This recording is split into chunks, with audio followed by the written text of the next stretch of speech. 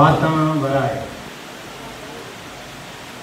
हिन बेट सां 8 Hyderabad literature festival में अवांखे आजियां करियां थो मथे स्टेज ते वेठल साईं मनोहर महेश्वर साहब जिनके असां हमेशा इंतहाई शफ़ीक़ ऐं महिरबान ॾिठो। हैदराबाद लिटरेचर फेस्टिवल जो बुनियाद विझंदड़ जेके 4-5 अहम माण्हू हुआ उन्हनि में मनोहर महेश्वर साहब जो नालो आहे। जॾहिं उहो डिप्टी कमिश्नर जामशोड़ो हुआ, उन खां अलावा कादी साहब जो कमिश्नर हैदराबाद हुआ, उन्हनि असांखे हिमथायो।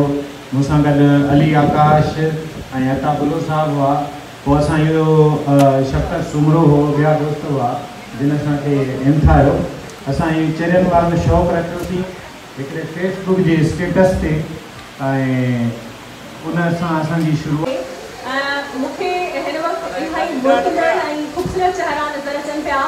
ही मेलो अव्हां जो आहे ऐं हिन मेलनि जी, हिन मागनि जी, सक़ाफ़त जी अव्हां खे मालिकी करणी आहे।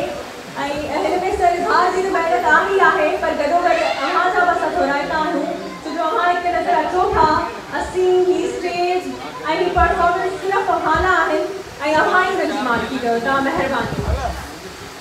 जी सॼा हाणे असां वटि परफॉर्मेंस आहे, परफॉर्मेंस न आहे बल्कि असां वटि ट्रिब्यूट आहे।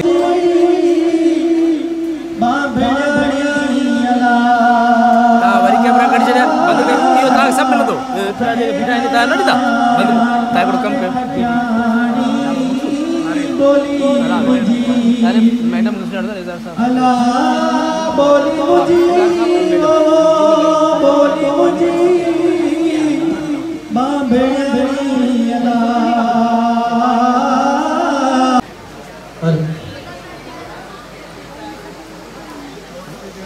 बस तव्हां इन ते हाणे वधीक फोटो